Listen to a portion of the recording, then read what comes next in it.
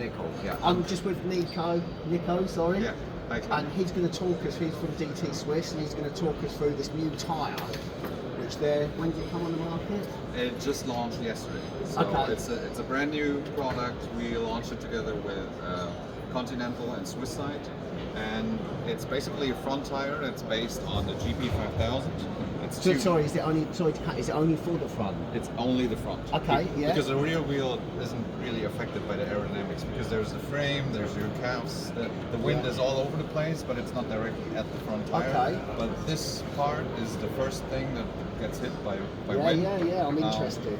And until now, the profile was randomly aerodynamic. I mean, the GP 4000 was a little more aerodynamic than the GP 5000, but it was by accident. But this one is purposely more aerodynamic with little wind pockets. And what's the diameter of this? Is this a 25? It comes as a 26 millimeter or a 29. This one is a 29 millimeter. What would you recommend as the more aero one? The more aero is 26 millimeters. Okay. So you can run a 26 in the front and a 28 in the back because it doesn't get affected as much. And with the 26, it's optimized for 20 millimeters inner width wheels, and the 29 millimeter would be optimized for 22 to 24 millimeters inner width. But the most popular size, I mean, you are into triathlon, is 28 millimeters. Well, in fact, at the moment, I'm actually thinking about swapping the rear to a 28, but I'm running 25 and 25, but everyone seems to be going to 28s on the back. Exactly. You go wider in the rear because it doesn't get affected as much by the wind, but you get more traction with the wider tire. Okay. And now you can run a smaller one in the front to be more aerodynamic, and you run a wider one in the back, just you want to have more traction. And the 26 millimeters perfectly fine if you run 26 now in front, 28 in the back, and the wind tunnel. I mean, it starts saving watts from the get-go, but it saves about 2.8 watts at 30 kilometers and up to 20 watts at 45 kilometers. That's mad. Yeah. So what is this up against? Just general other tyres that are on the market at the moment?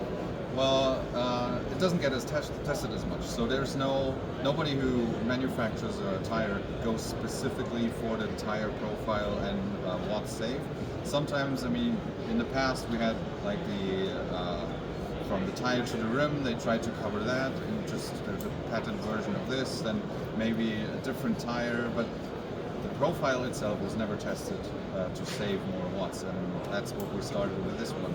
And we tried to put it in more normal terms. You can use this tire in the front and 38 millimeters rim width. Or rim height, and you have the same aerodynamic savings as a 62 millimeter rim height. So you save 30 millimeters rim height, so you have the lower weight and the watts saved. And as we mentioned earlier, we put it in terms euros per watts saved, and this one is 120 euros the tire, so it's quite expensive, but you can save much more watts on the bike. On yourself, you can save all the watts by position and everything, but on the tire, that is the best bang for your buck. Yeah. I need a new set of tyres, so I definitely want to get one of these. It's a good one. I've been riding one for 3 weeks, and it's noticeable.